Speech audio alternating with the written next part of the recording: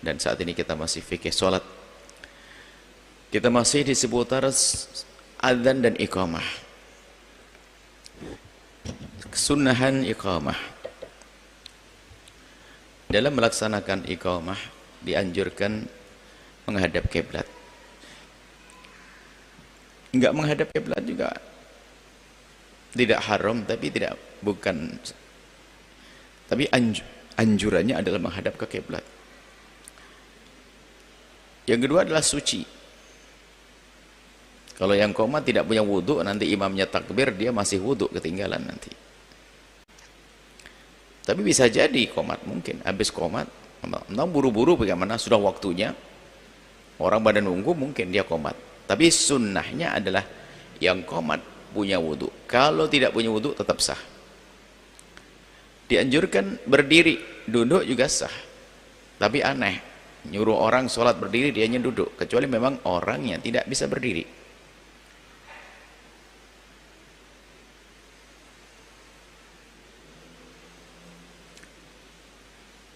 Menoleh ini, menoleh ke kanan, hayya 'alas shalah, hayya 'alal falah, ke kiri. Artinya biar suaranya itu sampai kepada orang yang di bagian kanannya sana, biar sampai kepada yang bagian kirinya sana. Kemudian tartil, yakni cara membacanya bacaan yang benar, membaca dengan perlahan dan memenuhi hak huruf yang semestinya dari makhraj serta panjang pendeknya. Sunnah dengan suara yang keras dan bagus. Suaranya yang keras bisa didengar oleh jamaah.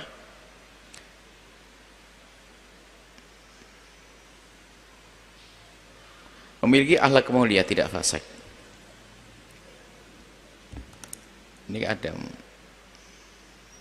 mukim, dihapus mukim yang melaksanakan, karena anda pakai mukim semuanya orang yang membaca iqamah, kalimatnya dihapus. Mungkin ada yang tim tasheh nggak pakai mukim.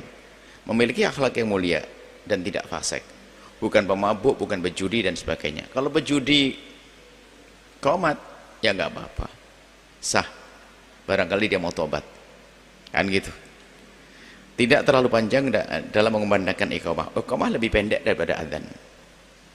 Membaca doa setelah iqamah, doa setelah gimana? Aqamahullahu wa adamaha matamatis samawatul ardu. Itu doanya. Baik. Semoga Allah senantiasa menegakkan sholat, akhirnya sholat tampak pada kita, jadi menegakkan sholat. Semoga Allah menegakkan sholat di kampung kita. Maksudnya apa?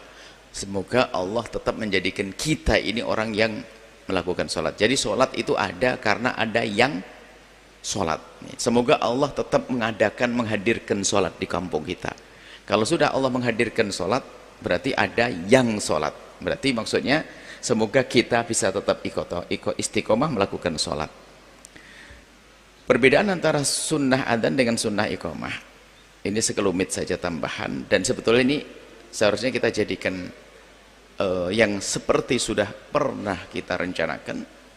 Ada catatan yang sedikit lebih panjang dari ini tentang adzan dan iqamah yang akan kita jadikan bahan untuk pelatihan khutbah imam dan muadzin, khatib, imam, muadzin. Ini perlu, ini punya ilmu. Imam nggak punya ilmu, ini berantakan. Modalnya hanya dia punya Al-Quran saja, nggak ngerti fikih berjamaah. Tukang adzan modalnya ada hasil lomba, suaranya bagus saja, kurang ngerti fikih adzan. Khutbah ada ilmunya juga. Jadi itu satu paket seharusnya. Nggak sampai satu hari sudah terlaksana. Seandainya kita pengennya rindu semua pengurus masjid mengirim khotibnya, berkumpul di sebuah tempat, minum teh yang enak, begitu ada pelatihan. Termasuk nanti akan kita sebutkan selanjutnya, imam mengatur barisan, imam menyiapkan jamaah sholat dengan baik. Ini akan tugas imam. Nanti akan dibahas lah ini yang paling layak nyuruh luruskan Pak barusannya, ya imam.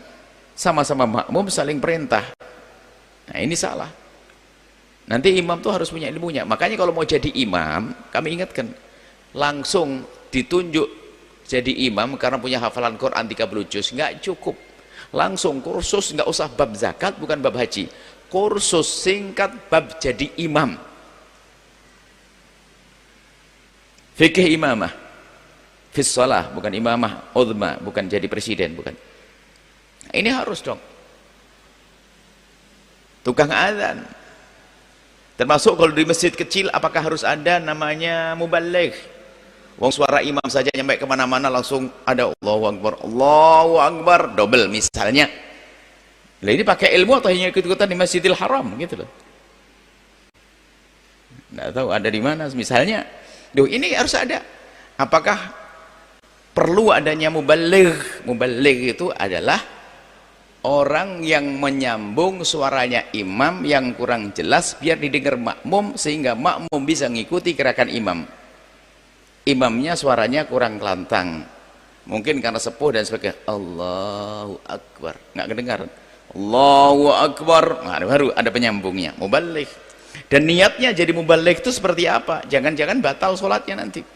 Niatnya ngasih tahu orang, nggak boleh sholat kok niat ngasih tahu orang.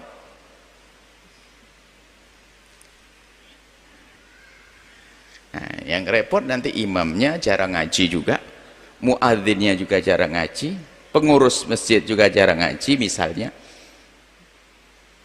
Nah ini kan intinya di dalam masjid itu yaitu sholat, dimulai dari azan, iqamat, sholat. Itu pengajian tambahan, pengajian untuk menyempurnakan program itu kayak gini ini, untuk menyempurnakan program.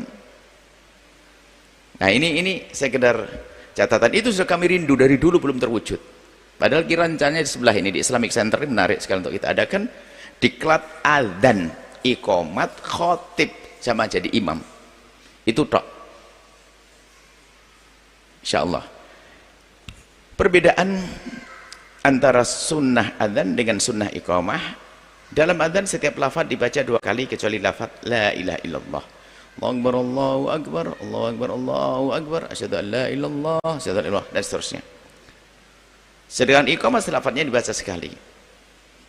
Dalam iqamah dibaca dengan lebih cepat daripada adzan. Di dalam yang ketiga, dalam iqamah tidak disunahkan untuk dijawab. Akan tapi disunahkan baca doa iqamah setelah selesai iqamah dikumandangkan. Ada banyak tambahan-tambahan doa. Ya doa boleh saja kok. Doa boleh saja. Akan tapi doa yang dianjurkan tadi disebutkan. Yang sudah kita baca doa iqamat itu. Kalau adzan itu ada doa Allahumma rabb hadhihi da'wati tammati sholati atamati Allahumma rabb hadhihi da'wati tammati wassalatil qa'imah ati sayyidina Muhammadin wasilah al-fadilah dan seterusnya. Adapun kalau iqamat tadi aqamahullahu wa adamaha. Aqamahullahu wa adamaha. Madamatis samawati wal ardu. Kalaupun ada tambahan yang lainnya tentunya boleh, tapi jangan terlalu panjang sampai memutus antara qomat dengan sholat. Kemarin disebutkan antara qomat dengan sholat itu hendaknya segera, tidak boleh setelah iqamah baru la ilaha illallah ngopi dulu, batal qomatnya, diulang lagi nanti. Jadi sekomat ya langsung sholat. Baik,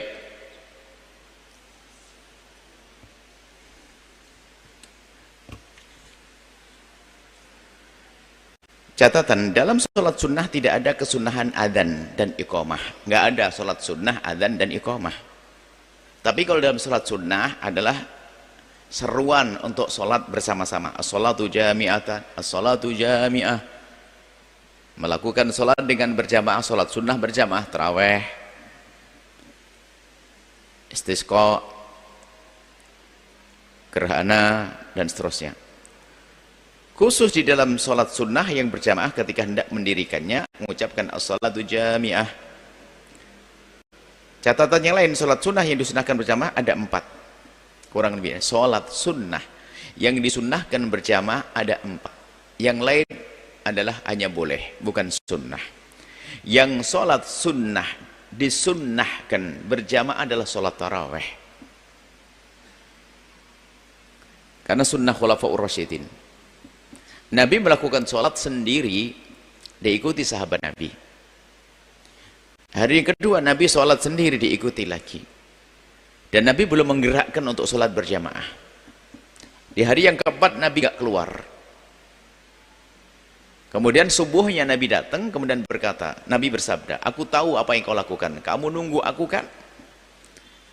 Aku sengaja tidak keluar karena aku takut nanti diwajibkan atas kalian untuk melakukan sholat. Jadi kasih sayang baginda. Kemudian setelah itu sholat tarawih berjalan dengan biasa sendiri-sendiri, karena Nabi melakukan begitu, Nabi sendiri diikuti. Nabi sendiri diikuti. Sehingga waktu itu sholat tarawih sendiri-sendiri. Ada sekelompok, 2 orang, 3, 4 kelompok-kelompok. Rohat, kelompok qabilah dengan qabilahnya. Sayyidina Umar melihat yang demikian ini. Kayaknya kurang elok, kurang indah ini. Gimana kalau seandainya aku kumpulkan di satu tempat? Lalu Sayyidina Umar menyuruh mereka melakukan sholat tarawih berjamaah dengan imam satu, Ubay bin Ka'ab. Setelah diperintah begitu, melakukan sholat dengan berjamaah bersama-sama. Baru di malam berikutnya Sayyidina Umar keluar terkagum indah. Ni'mal bid'atu hadhihi, ni'mal bid'atu hadhihi. Ini sebaik-baik hal baru yang diadakan. Jadi itu termasuk sunnah khulafair rasyidin. Sehingga sampai hari ini dianjurkan sholat tarawih dengan berjamaah. Kemudian bagi yang nggak sempat berjamaah, ya tetap sholat tarawih dong. Jangan gara-gara nggak ada jamaah lalu tidak sholat tarawih. Kemudian sholat id, sholat hari raya dianjurkan berjamaah. Tapi tetap harus kami ingatkan sini, yang tidak sempat ke lapangan atau ke masjid, ya tetap ibu-ibu terlanjur sibuk nyiapin ketupat, ya tetap sholat di rumah sendirian 2 rakaat kayak sholat duha kayak korat itu. Cuman sholatnya sholat hari raya. Untuk takbirnya niru seperti, kalau tidak seperti sholat biasa sah, tanpa mengulang-ulang takbirnya. Jadi supaya tidak mengira bahwa jika sendiri tidak sah, enggak, sholat id pun jika dilakukan sendiri juga sah. Cuman ini kita bahas sholat sunnah yang disunnahkan berjamaah adalah itu sholat id hari raya Idul Adha, itu hari Idul Fitri. Kemudian sholat istisqa. Sholat istisqa adalah minta hujan. Yang keempat sholat gerhana matahari dan rembulan. Baik, sampai di sini insyaallah ini ini masalah adzan dan iqamah. Kita insyaallah akan masuk bab sutratul musalli, pembatas salat yang hendaknya kita hadirkan kalau kita ingin melakukan salat. Insyaallah kita lanjutkan pada pertemuan yang akan datang insyaallah.